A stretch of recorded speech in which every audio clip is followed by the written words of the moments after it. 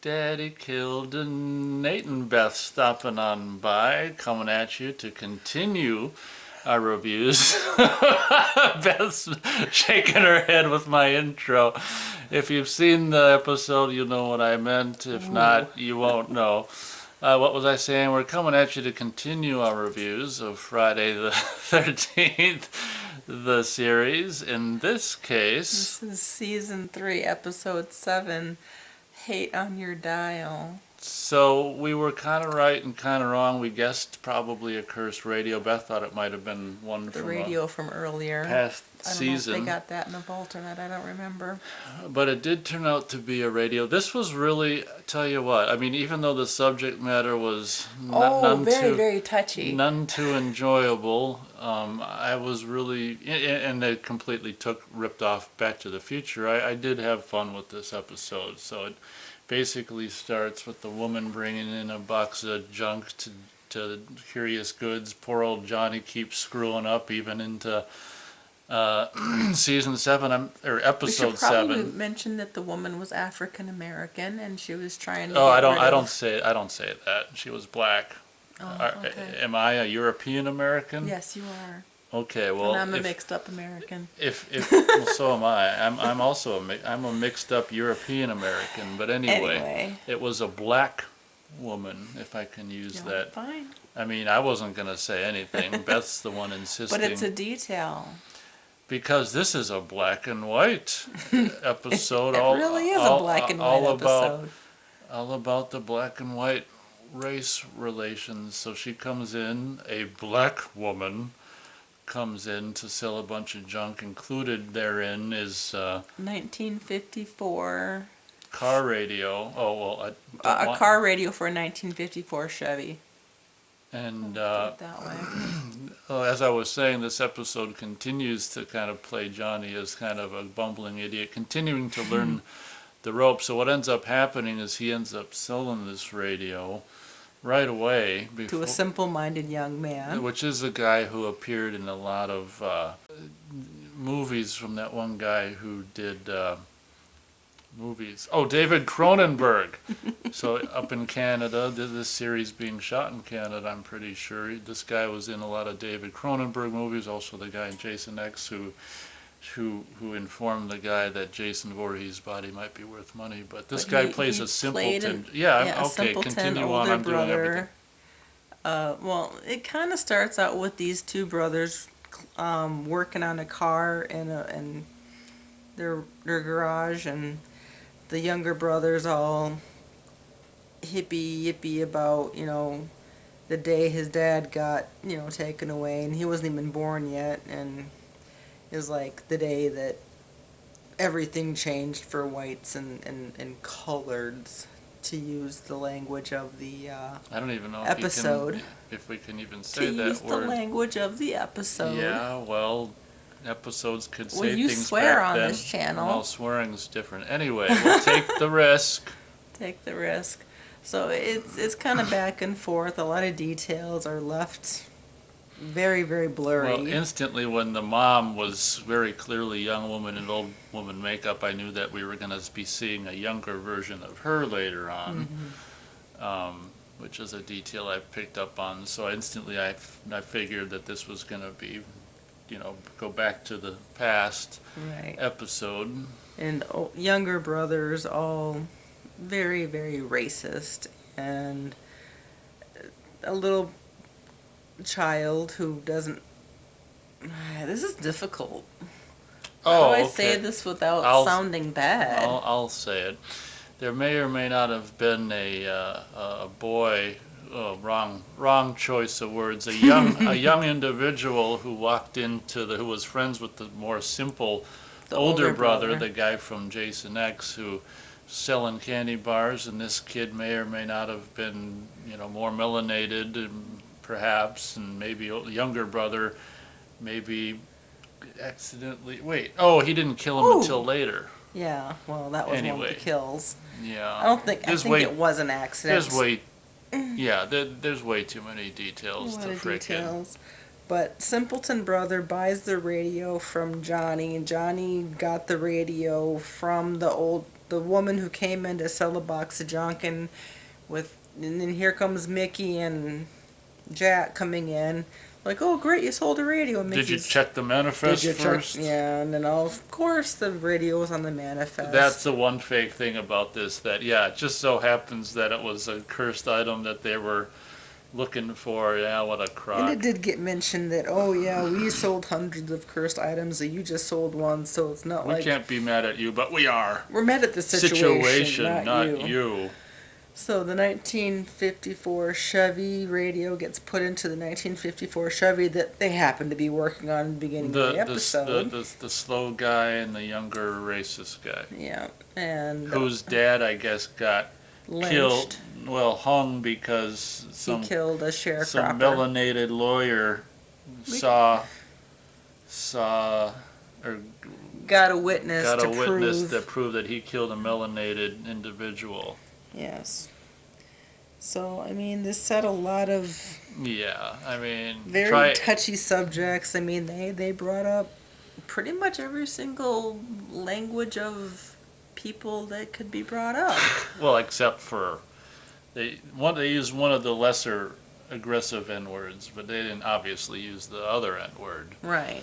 So, and we're not going to say either of them just because. Hence his intro. So anyway, they put the radio in. This younger quote unquote racist guy gets some drinking in, cruising in the vehicle with the radio in. Finds the kid that was selling the candy bars playing basketball. Accidentally shoots him. He was really just trying to shoot around him, like dance, B-O-Y, dance, B-O-Y.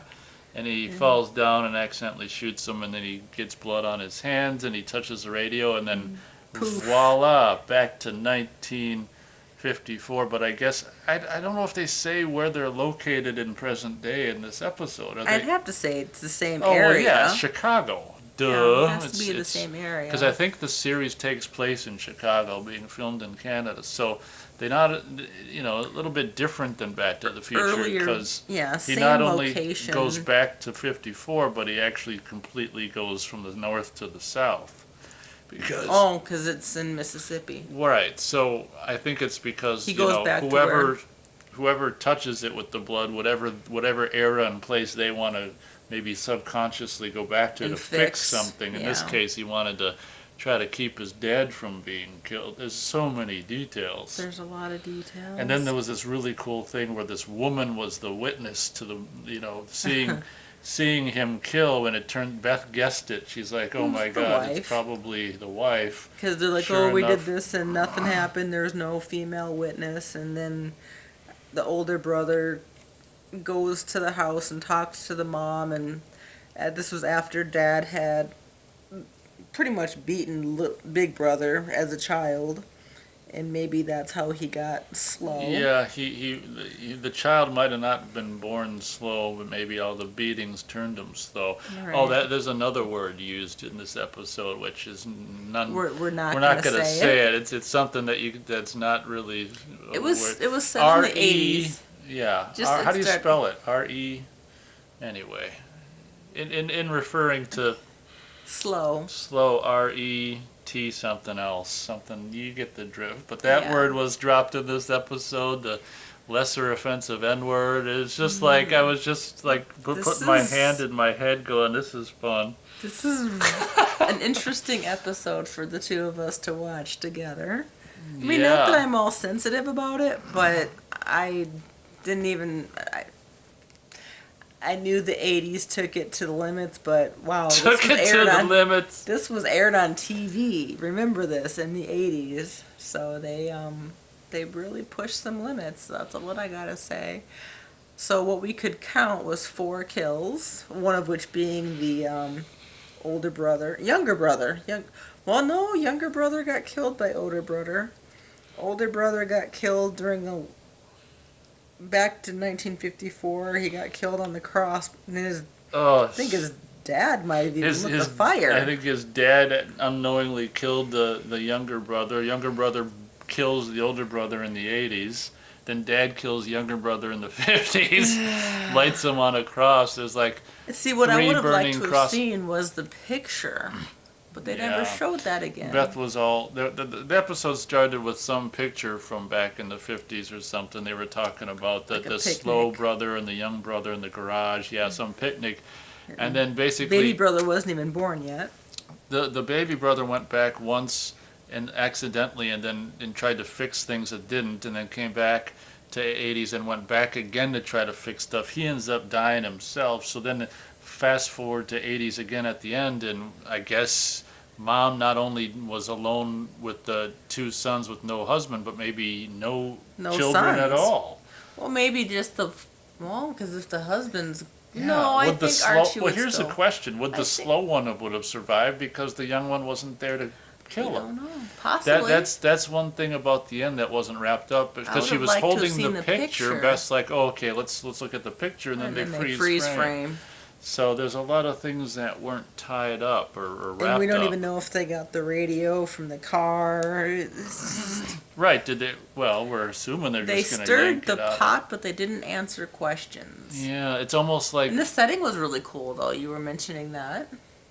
Yeah, a lot of production, period 50s production design with two separate drinking fountains for one group and another group and a lot of stuff. Obviously, clothes and cars. And another thing we should say very appropriately, when they go back into the 50s, it's black and white. It is. And I didn't really think about it until after we watched it, how we started the review.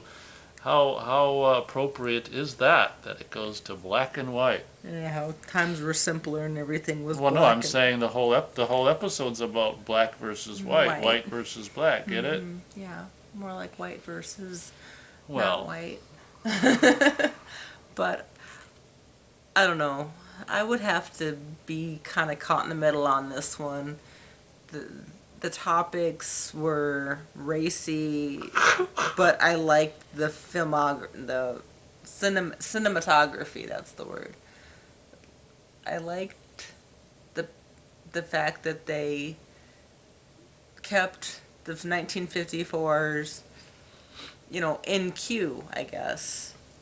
In queue? What does that mean? Like the fountains were, the way things were. Oh, the production design. Production design were very accurate. Accurate and in queue. And in queue. I don't know. Yeah, it means nothing. But anyway. It means nothing. She appreciated the efforts put in to capture that 50s era. But I didn't like the fact that they put so many questions out there that weren't answered. So I'm going to give it a solid half thumb. Wow. Well, that's understandable. Maybe you don't like the subject matter. I didn't love it either, but I think I was impressed with so much more of it that I'll go a full thumb up on this one. And before we end, I want to not forget to mention that the guy who'd go on to play Kittredge in the first Mission Impossible movie, and possibly the last two as well, I think he's coming back, is in this episode. He's also in Clear and Present Danger before Mission Impossible. So this guy was in this episode. He must have come from Canada, I would assume. But Kittredge is in this episode. So. All right. So we're gonna take a guess on the next title. The next episode from season 3 is. Night Prey. Ooh, that could be anything. Yeah, I give up. I'm gonna say a dagger. I'm going to say Cursed Werewolf. I don't frickin' know. It really could be anything. Yeah, But I'm just going to say a dagger just to have an object. I'm not going to say anything. Okay, don't say anything. Thanks for listening. Appreciate you not hating us on your dial because of this episode review. It's just the content of the episode was touchy. Yeah, and I guess we'll see Daddy Kilda next time, everyone. Thanks for listening. Thanks.